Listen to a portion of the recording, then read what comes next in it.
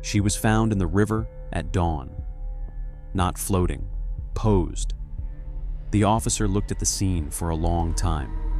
Then he made one phone call, not to the coroner, not to the state police. He called a lawyer.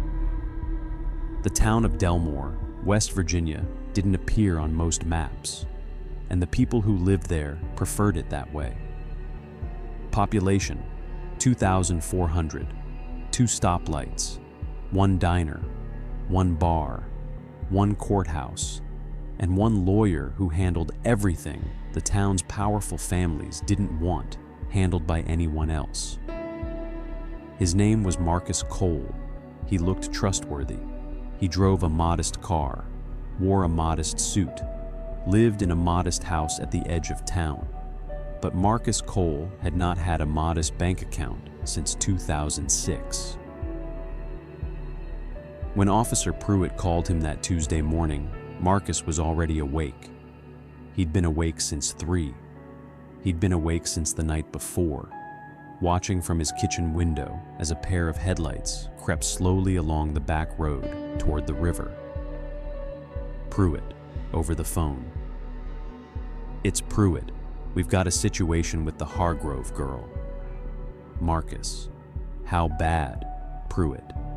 "Bad enough that you need to get here before the sun comes up."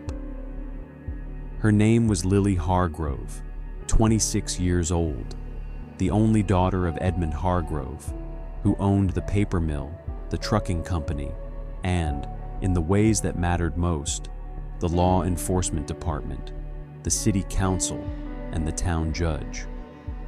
Lily had been away 4 years. When she came back, her friends said she seemed afraid. She'd been seen twice at the county clerk's office requesting old zoning records. She'd been photographed outside the shuttered Dellmore textile building, the one that burned down in 2014, the one that took 11 workers with it. The fire had been ruled accidental. Marcus Cole had written the legal opinion that cleared Edmund Hargrove of any liability. 11 men went to work that morning and never came home. 9 years later, their families were still waiting for someone to tell the truth. Standing at the riverbank, watching the forensic team work, Marcus felt something he hadn't felt in a very long time. Fear. Because tucked inside the hem of Lily's jacket, a hiding place only someone desperate would think to use, was a folded piece of paper. He palmed it before anyone could see. He would tell himself later that he did it to protect the investigation. He would almost believe it. It was a list of names, 8 names. 7 he recognized: town officials, mill supervisors, a state inspector. The 8th name stopped his breath cold: Marcus A. Cole. Below the names, in Lily's handwriting, the fire was not an accident. 11 people lost their lives so one man could collect insurance and silence a union. I have the ledger. I have the proof. If something happens to me, look for the blue door. Marcus sat in that car for 11 minutes. He knew because he counted every one of them. Then he drove to Edmund Hargrove's house. Here's where most people would assume Marcus went to warn his client, to protect him, to bury the note like he'd buried a dozen other things over the years. And that's exactly what Edmund assumed too. Edmund, reading the note, then looking up, smiling. "You've always been reliable, Marcus." Marcus. "I try to be." What Marcus did not mention, he had photographed the note with his phone before handing it over. And he had already sent the photograph to one person, a journalist named Renata Cross, Lily Hargrove's former editor and closest friend. Lily's passing was ruled an accidental submersion within 48 hours. Edmund Hargrove quietly funded a memorial bench in the town square. The case was closed before it was ever opened. But Renata Cross had already arrived in Dellmore.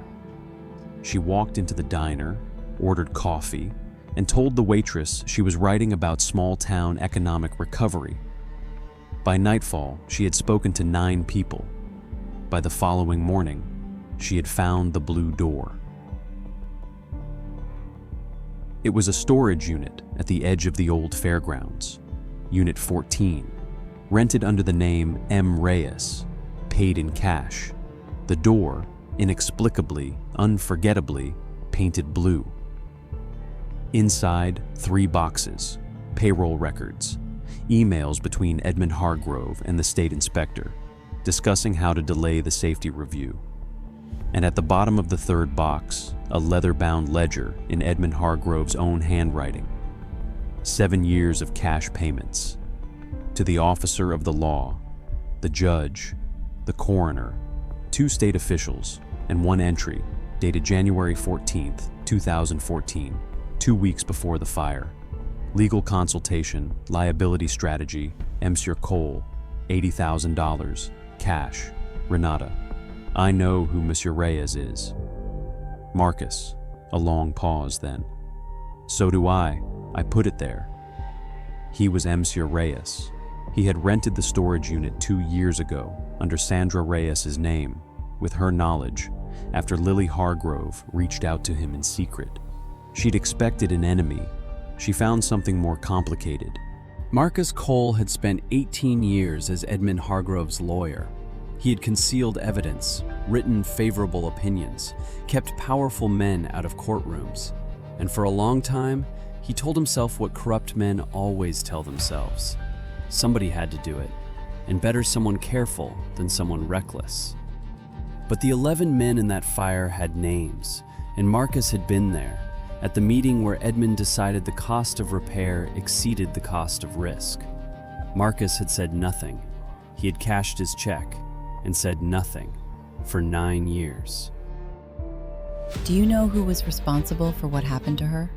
Yes, and so do you. You just don't want to believe it yet. The name Marcus said was not Edmund Hargrove. It was Judge Patricia Wren. She had been on Edmund's payroll for years, but what the ledger didn't show, what Marcus had only pieced together in the last 72 hours, was that Patricia Wren was not merely a corrupt official.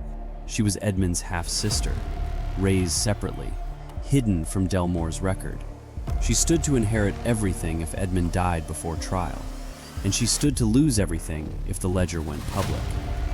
She had followed Lily to the river that night. They had argued.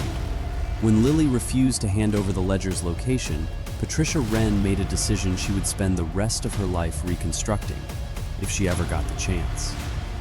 The apprehension came at 6:17 on a Thursday evening. Patricia Wren did not resist. She sat in the back of the state cruiser, a different officer, one Edmund Hargrove did not own, staring at the courthouse she had presided over for 14 years. Dale Pruitt, the coroner, the state inspector, and Edmund Hargrove himself, at the airport, boarding a flight to Zurich, 2 suitcases and a destroyed phone.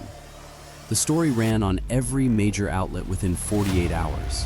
11 families got answers. 3 years later, they received a civil settlement. It wasn't enough. It never is. Marcus Cole cooperated fully. He turned over everything. He testified for 4 days, calmly, without flinching. He was disbarred, charged with obstruction, evidence tampering, and complicity in the original liability fraud for his actions before 2014, before his conscience woke up. His cooperation earned him a reduced sentence, 18 months. He was out in 14. He moved to a small town in eastern Tennessee, got a job at a legal aid nonprofit, intake interviews, people who couldn't afford representation. His name no longer appeared on any courthouse door. Was it worth it? A long pause. He looks out the window. I didn't do it to make it worth it. Then why? Because I was tired of being the reason bad things stayed buried. Renata drove home that evening. She sat in her car for a long time.